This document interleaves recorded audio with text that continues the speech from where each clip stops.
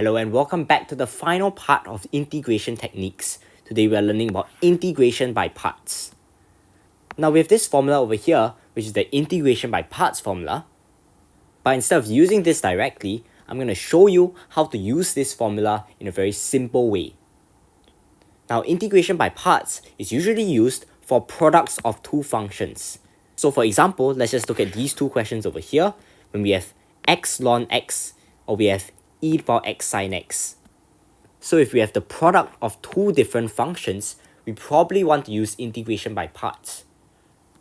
Now, you see this thing called Lie8 over here? I'm going to use a question to demonstrate that. So this question is, find the integral of x ln x. Now when we want to do integration by parts, we want to choose something as u and something as v prime. And then we're going to differentiate the u and integrate the v prime. If we look at the acronym Lie8, it gives us a very simple way of seeing what we choose as u and what we choose as v. The closer to the left it is, the more we want to choose it as u. As you can see, L represents logarithmic, like ln x. So we probably want to choose u equals to ln x. Now the reason why we have this acronym Lie8 is because trig and exponential functions are the easiest to integrate, followed by algebraic functions, and finally followed by logarithmic and inverse trig functions, which may not be very simple to integrate. So in this case, we're choosing ln x as u so that we can easily differentiate it. And differentiating this, we'll get 1 over x. Since we chose x as v prime, integrating v prime will just give us x squared over 2. In order to use the integration by parts formula, what we're going to do is take this times this minus the integral of this times this. If you look here, that's just uv and the integral of vu prime.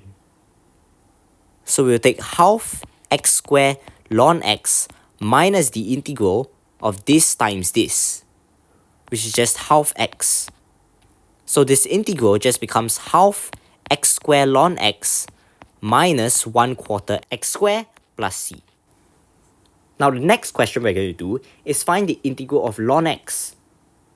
Now integration by parts is not just useful to find the integral of products of two functions, but for singular functions that may be difficult to integrate. So in this case, ln x is quite difficult to integrate. What we want to do is take u equals to ln x, and v prime will just be equals to 1. If we differentiate u and integrate v prime, we will get u prime equals to 1 over x and v equals to x. Now again, to apply the formula, we're going to take this times this minus the integral of this times this.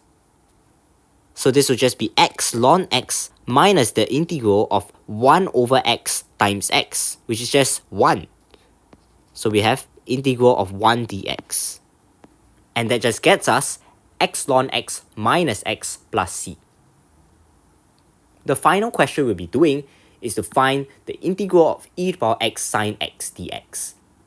So over here, I'm going to choose my u as sine x and my v prime as e to the power x. I'm using Lie8 over here, but actually in this case, it doesn't matter if we choose u to be e to the power x or v prime to be sine x. Lie8 over here is a good tool to use, but for some very specific integrals, this may not actually apply. Now, if I take u prime, this is just cosine x, and v, if you integrate e to the power x, you still get e to the power x. One thing I forgot to mention, you don't have to write the plus c here. We can just write plus c in our final answer, because the plus c's just kind of combine together into one big constant. So if we do this, our integral just becomes e to the power x sine x minus the integral of e to the power x cosine x dx. If you look at this integral over here, we can actually use integration by parts again. So let's take u equals to cosine x.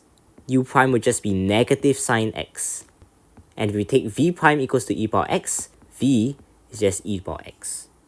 Now our integral just becomes e to the power x sine x minus, and I'm going to put a big bracket over here, this becomes e to the power x cosine x minus the integral of e to the power x times negative sine x.